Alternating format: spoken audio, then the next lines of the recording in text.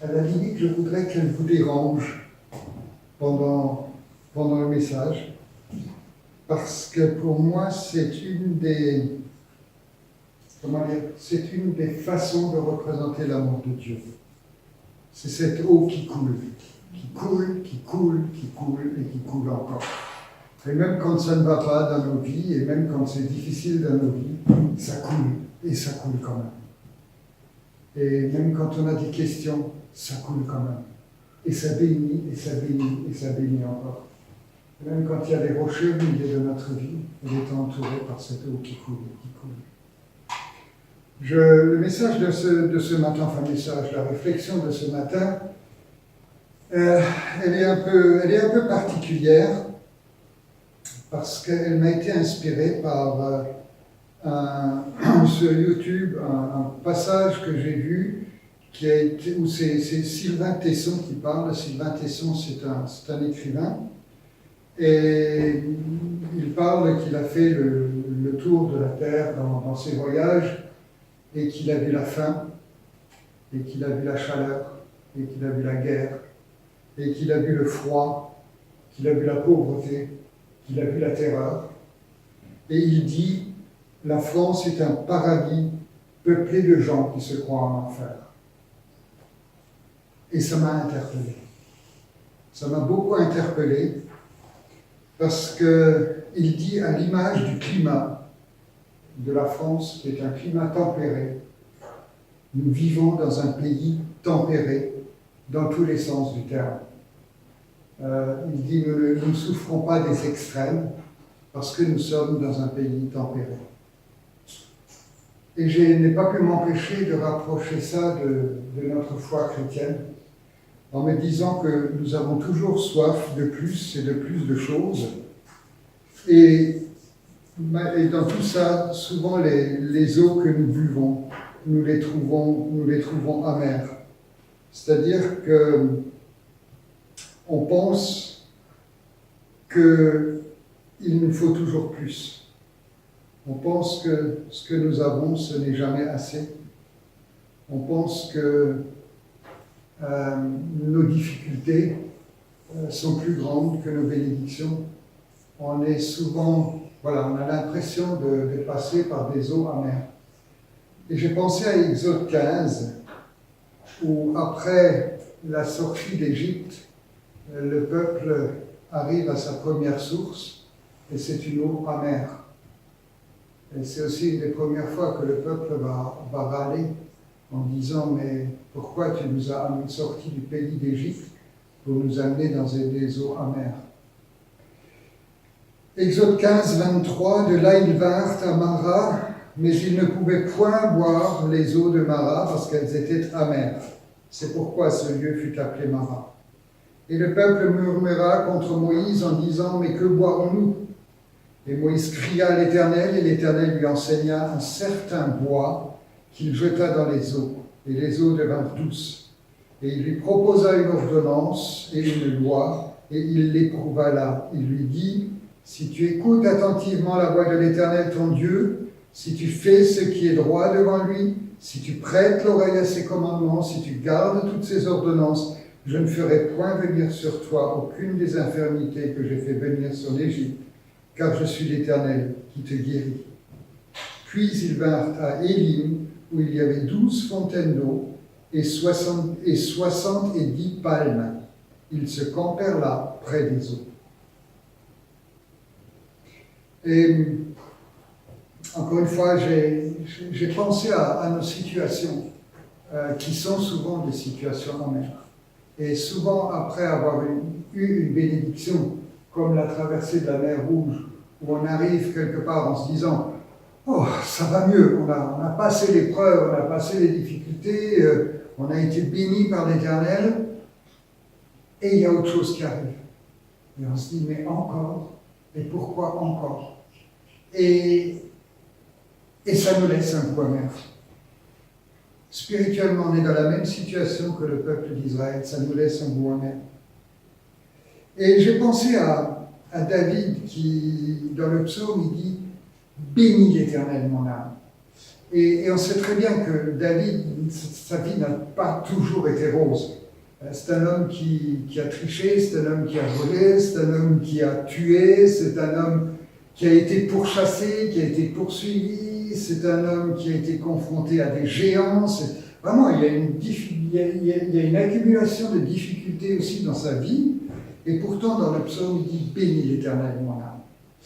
Et je crois personnellement que la reconnaissance, c'est un moyen de s'approprier la foi. Quand on voit les fêtes de l'Éternel que Dieu a données au peuple d'Israël, le peuple d'Israël était tout au long de l'année régulièrement en fête, régulièrement dans des temps où il honorait Dieu, où il faisait des sacrifices, où il chantait, où il dansait. Toutes les fêtes de l'Éternel étaient des fêtes joyeuses, sauf la fête de Pourim, qui était la fête du grand pardon, et pendant laquelle il jeûnait. Mais tout le reste des fêtes étaient des fêtes joyeuses. Et on a un peu oublié ça dans notre vie chrétienne, on a un peu oublié d'être joyeux et d'être heureux. Alors bien sûr, on fait des louanges, on chante, etc. Oui, évidemment. Mais est-ce que je suis joyeux? Est-ce que dans ma vie, je peux dire que je suis joyeux? Ou est-ce que je bois régulièrement de ces eaux amères et j'ai du mal à laisser ma joie prendre plus de place que les eaux amères?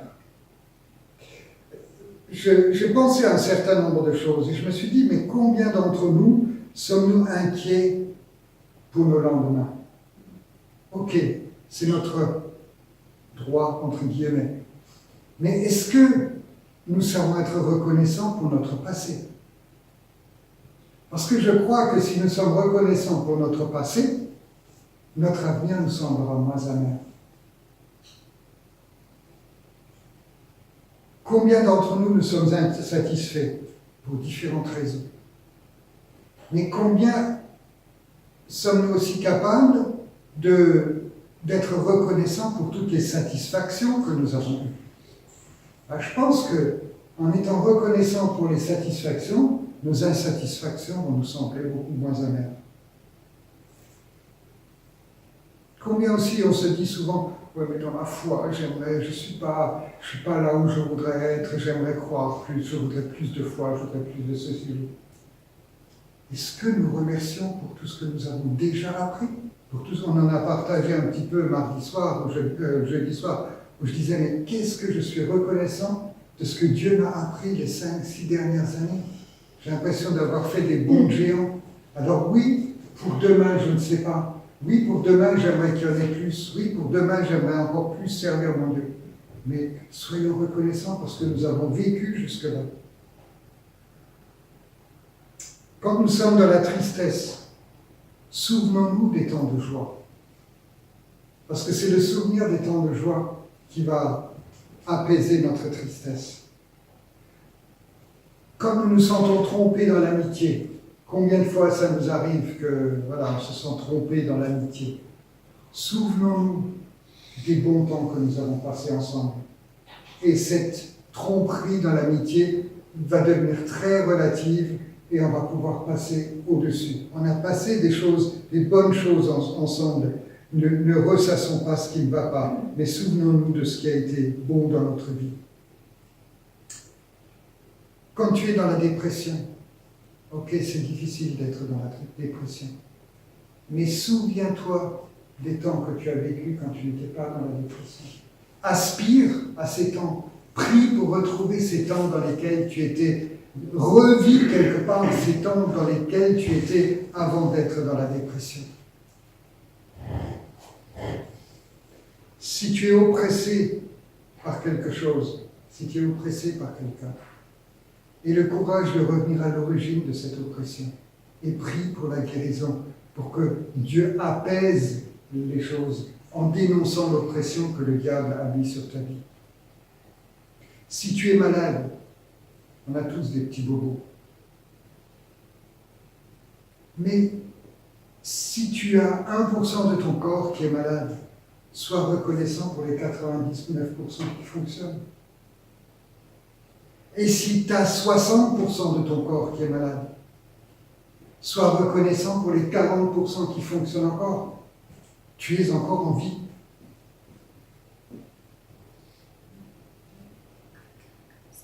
Ça ne va pas au travail. Ok. On a tous passé des moments où ça n'allait pas au travail. Mais sois reconnaissant pour tout ce qui va. Sois reconnaissant d'avoir un travail. Sois reconnaissant pour la bénédiction que ce travail représente dans ta vie, pour tout ce qu'il te permet de faire. La pauvreté, on en parle beaucoup en ce moment. Ok, il y a des gens qui vivent avec très peu, mais ils vivent. Et si avec peu, tu as un toit sur la tête, sois reconnaissant d'avoir un toit sur la tête. Si tu as peu, sois reconnaissant de pouvoir manger. Sois reconnaissant de ne pas être à la rue. Sois reconnaissant pour le minimum que tu as. Si David a dit « Mon âme bénit l'Éternel », c'est qu'il savait que la louange, le remerciement déclenchait quelque chose dans le monde spirituel. J'ai pensé à Colossiens 4.2, « Persévérez dans la prière, veillez-y avec des actions de grâce. » Alors juste une petite parenthèse, on se demandait l'autre jour avec Sylvie ce que ça voulait dire des actions de grâce. En grec, c'est Eucharistia. Le mot action de grâce en grec, c'est l'Eucharistie. Juste une parenthèse. Dans action de grâce, il y a la louange envers le Père. Il y a toute l'adoration, tout ce qu'on peut apporter comme remerciement, etc. Toute notre âme qui s'élève pour être reconnaissante à Dieu, elle est dans l'action de grâce. Se souvenir de la croix au travers de la Sainte Seine, dans la prière, etc., ça fait partie des actions de grâce. N'oublions pas que si nous n'avons pas la croix, nous n'avons rien. Et cette croix aussi, on l'oublie trop souvent. Est-ce qu'on sait que dans cette croix, il y a non seulement le salut de l'âme, mais il y a le salut de tout ce que nous sommes et de tout ce que nous avons. La nature entière soupire après cette révélation-là. La croix, c'est le fondement de notre réconciliation avec Dieu. Souvenons-nous de cette croix. Soyons dans les actions de grâce. Et quand ça ne va pas dans notre vie, proclamons qu'à la croix, tout a été accompli. Alors ça paraît peut-être idiot de proclamer des choses bonnes quand ça va mal. Mais en même temps, le monde spirituel fonctionne comme ça. À la croix, tout a été accompli. Tout a été détruit. Tout ce qui doit être détruit a été détruit à la croix. Dans les actions de grâce, il y a aussi une notion de sacrifice. Quand on regarde dans l'Ancien Testament, les actions de grâce étaient accompagnées de sacrifices. Donc il y a aussi peut-être une certaine partie de notre confort que nous devons avoir le courage d'abandonner à Dieu. Par exemple, le jeûne est un sacrifice. C'est-à-dire que se priver de manger, c'est un sacrifice de bonne odeur pour l'Éternel. C'est un sacrifice qui est souvent repris dans la Bible. Mais il y en a d'autres. Il y a des gens qui doivent peut-être laisser des addictions. Ce sont des sacrifices. Il y a des gens qui doivent peut-être avoir un comportement différent ou changer leur caractère. C'est des sacrifices. On ne peut pas parler d'action de grâce si on a un caractère de cochon. Ça ne va pas ensemble. Donc ça fait partie de ces sacrifices. Et puis dans les actions de grâce, il y a aussi la notion d'offrande. Qu'est-ce que je donne à l'Éternel? Qu'est-ce que je livre de mon argent, de mon temps, dans ce que je fais, dans ce que je suis? Qu'est-ce que je donne à l'Éternel?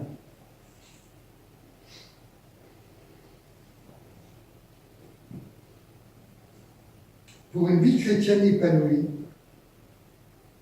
nous avons vraiment besoin de nous poser cette question concernant les actions de grâce. David a fait des actions de grâce. Et le peuple, les fêtes de l'Éternel sont des actions de grâce. Les actions de grâce sont à l'origine de notre satisfaction, à l'origine de notre paix, à l'origine de notre foi et à l'origine de toute notre relation avec Dieu. Les actions de grâce sont à la base. On a besoin de se souvenir que voilà, on vit dans un paradis.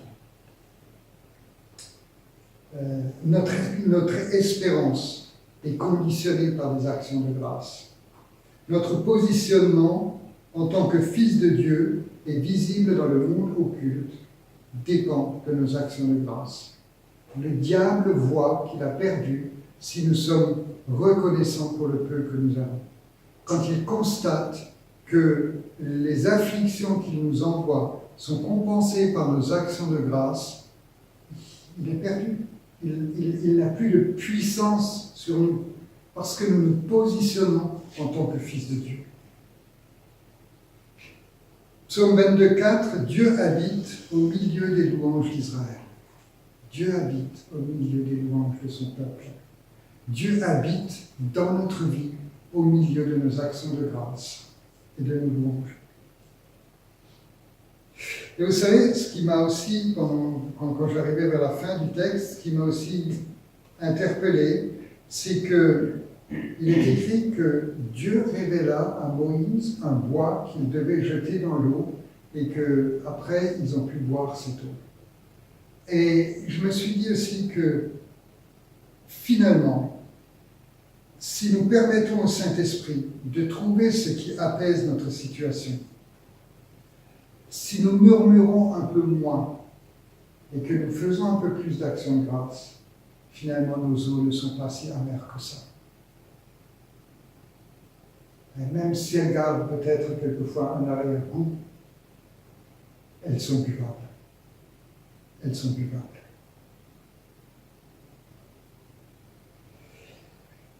Et à la fin du texte, après avoir bu cette eau, donc après être sortis de l'amertume, après qu'ils aient eu cette espèce de réconciliation avec Dieu et qu'ils ont pu se boire pour ne plus avoir soif, après cela, Dieu leur propose un accord.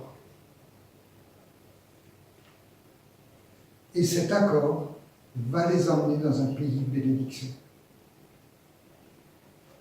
Ils vont trouver là 12 puits pour boire, 12 étant le nombre, un chiffre parfait.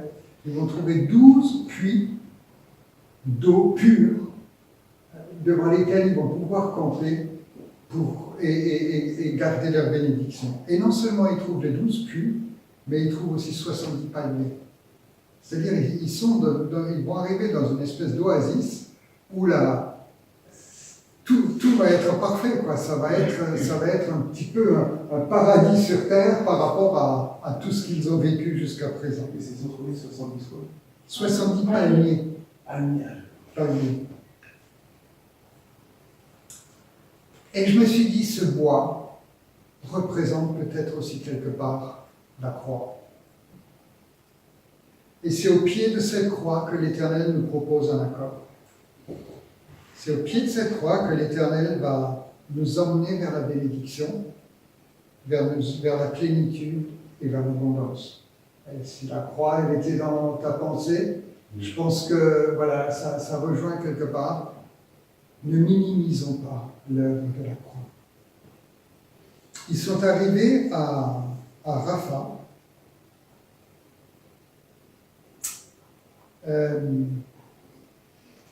Parce que Élim, c'est le lieu de la guérison, traduit aussi par Rapha. Donc, et Adonai Rapha, c'est l'Éternel qui te guérit, et qui te guérit aussi de ton amertume. Et je crois que l'Éternel te propose une alliance ce matin, nous propose une alliance ce matin.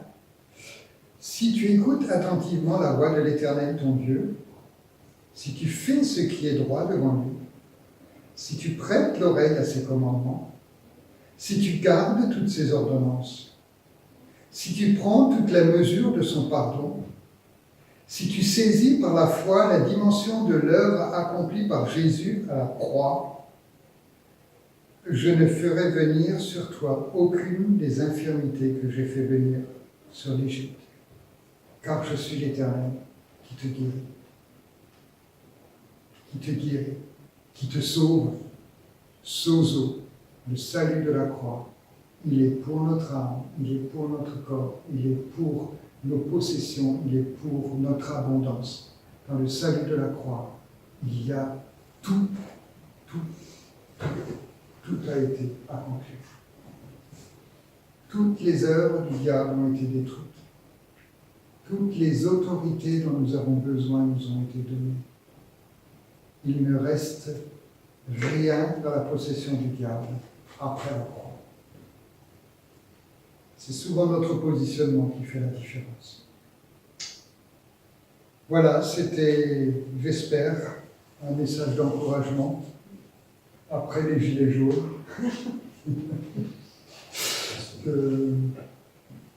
Et que cet amour de Dieu, il coule. Qu'on soit là en train de le louer, qu'on soit en train de dormir, qu'on soit dans la détresse, qu'on soit dans l'abondance. L'amour de Dieu coule encore et toujours.